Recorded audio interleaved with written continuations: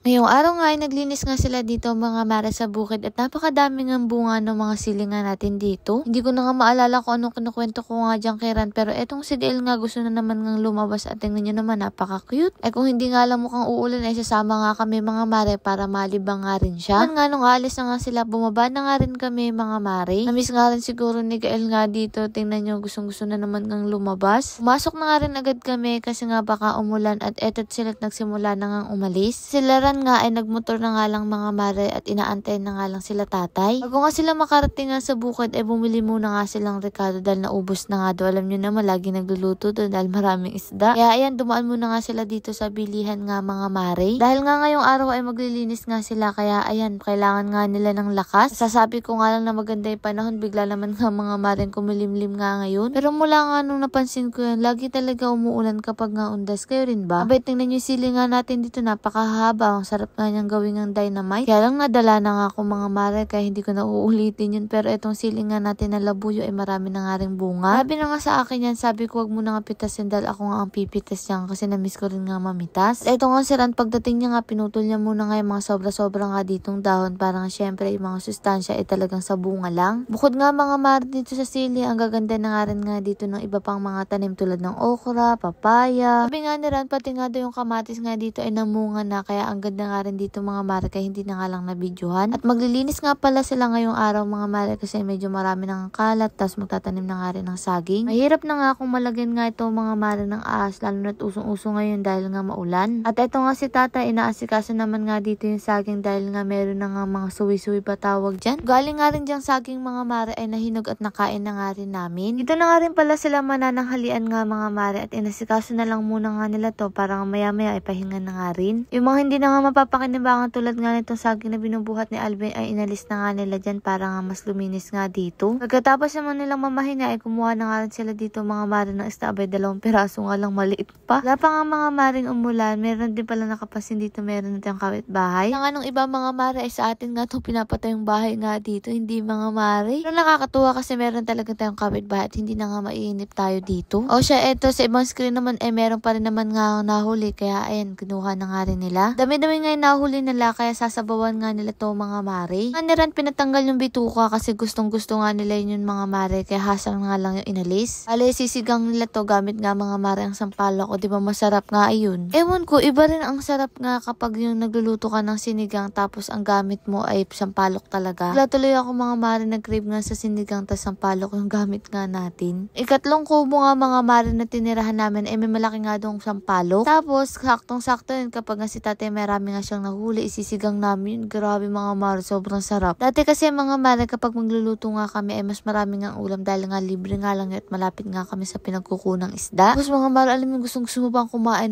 tumigop nga ng sabo kaya lang konti nga lang yung kanin. Pero okay lang din ba't na iraraas ngayon pananghalian. Bawal ka na nga umulit dahil nga wala ng kanin. Wala lang mga mare, na-miss ko lang din yung mga kaganapan nga namin ng mga bata nga kami kasi mama yung nagluluto. Tapos si tatay nga ay may daladalang screen tapos may mga isda o kaya naman nga mga mare kapag sobra ibebenta nga yun ni mama. Ngayon nga mga mare medyo natutuwa na kami sa ulan dahil maraming nahuli. Dati ay nalulungkot kami kasi nga hirap na hirap kami lumabas. Tapos napakahirap pa nun kung hindi ka nga nakapag-imbak nga ng pagkain mo nga sa loob ng bahay tapos lalabas ka dahil lang nga sa pagkain. Minsan nga mga mare kapag huling 20 na nga lang ibibigay niya, pagbibili niya kaming 4 na rebisco, tigi-1 na nga kami dun. Kasi nga mga mare sobrang mura kasi dati ng rebisco, dati mga siguro 5 piso ganyan. Kaya 20 pesos, 4 na. Kasi sa paborito nga ni mama binibili kasi nga 4 nga daw yung laman. Ay niya ng Skyplex. Wala lang mga mare, nakwento ko lang kasi nakita kong umuulan kasi madalas ay yung mga kaganapan namin dati. O siya, eto nga nagpataba nga ulit sila para nga tuloy-tuloy nga ang paglaki nga dito ng mga talong. Pero ayan nga may bunga na nga rin pala. Tagal nga rin mga mare etong buhay ng talong kaya saktong-sakto nga ito sa atin. Pag siguro nga ay meron na nga ulit mga maling talong ay makapagbinagoongan nga. Ay sus, may bagong gising nga pong bata dito sa tabi ko ay bigla naman ngang bangon. Marami nga rin sa inyo nakapansin nga mga mare na medyo dumami nga ang tagyawat nga niran. Ay siyang tunay mga mare kapag stress yan ganyan yan. Nakitang-kita sa mukha na stress